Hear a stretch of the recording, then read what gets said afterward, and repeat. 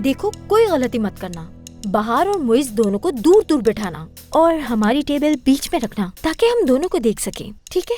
आप परेशान ना हो, समझ गए हैं, सब समझ गए। जानती हूँ मैं, और एक दफा रिपीट कर लोगी तो कोई हर्ज नहीं। अच्छा, बहार पॉलर में है, वो 3 बजे तक आ जाएगी।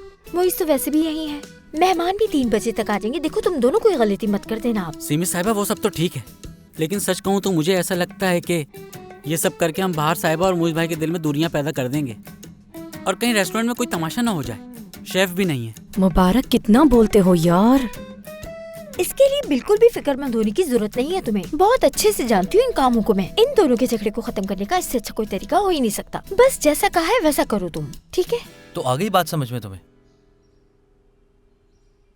मुबारक तुम अभी भी कंफ्यूज हो ना? चलो एक छोटा सा टेस्ट करते हैं। कैसा टेस्ट? मतलब शांसू से मोहब्बत हो गई है ना तुम्हें, लेकिन तुम्हें इस बात का डर है कि शांसू तुम्हें ठुकरा न दे और सब कुछ खत्म न हो जाए, इसीलिए मोहब्बत का इकरार नहीं करते। आज के दौर में भी कोई आशिक इतना बेवकूफ कैसे हो सकता है? वो मुझे काम करना है, मैं बस अभी आती हूँ। बिल्कुल। शर्मिंदा कर दिया उसे तुमने। यार मैंने तो बस मुबारक की हेल्प करने की कोशिश की थी, है ना?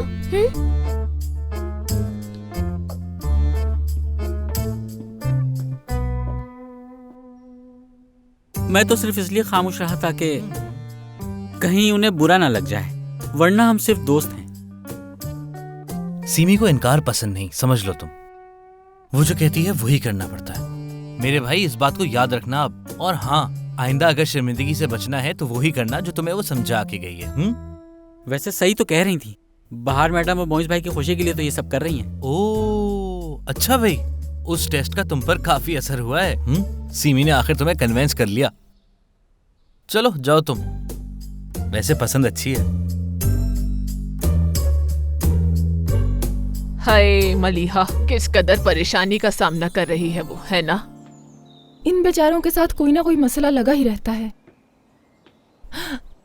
अम्मी, कहीं लोगों पर किसी की कोई बुरी नजर तो नहीं? हाँ? अरे तो नजर उतार दो ना उनकी। हाँ? अरे क्या बात की अम्मी आपने, ये तो मैंने सोचा ही नहीं था। उनके घर जाकर हम सबकी नजर उतारेंगे, ठीक है ना?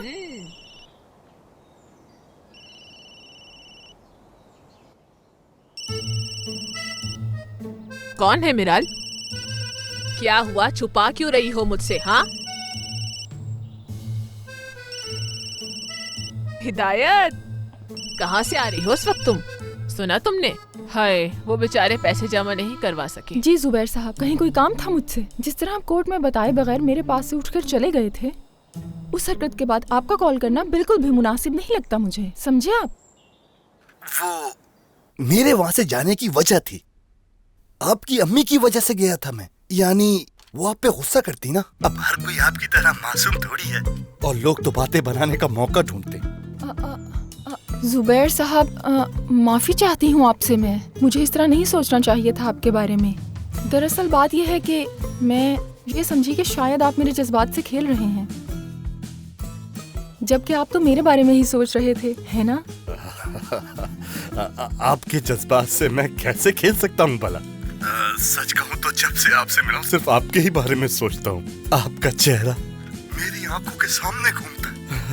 बहुत याद आती है आप मुझे। मेरा तो दिल करता है कि मिल लूं आपसे एक बार। क्या हम लोग मिल सकते हैं? बोलिए।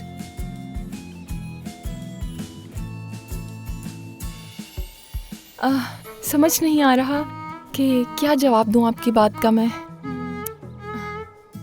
ये कुछ ज्यादा जल्दी नहीं? अभी तो एक दूसरे को सही से जानते भी नहीं हम दोनों, है ना? वैसे जल्दी नहीं, बहुत ही देर हो गई है। सच कहूं तो मुझे लगता है कि मैंने अपनी जिंदगी के 30 साल बर्बाद कर दिए। हाँ, और अब मेरी खुशी की तो इंतहा नहीं है सच में। वैसे आपके घर का पता मुझे मालूम नहीं है, मलिहा साहिबा की तरफ है। हाँ, ऐसा ही है। हम लोग मलिहा आंटी के पड़ोसी हैं, हमारे घर साथ साथ हैं बिल्कुल। मैं आपका इंतजार करूंगी। हाँ, अच्छा जुबैर साहब, एक बात तो बताएं मुझे, आपको कौन सा कलर पसंद है? मैं फिर वही कलर पहनूंगी। हाँ ओके, ठीक है। बाय।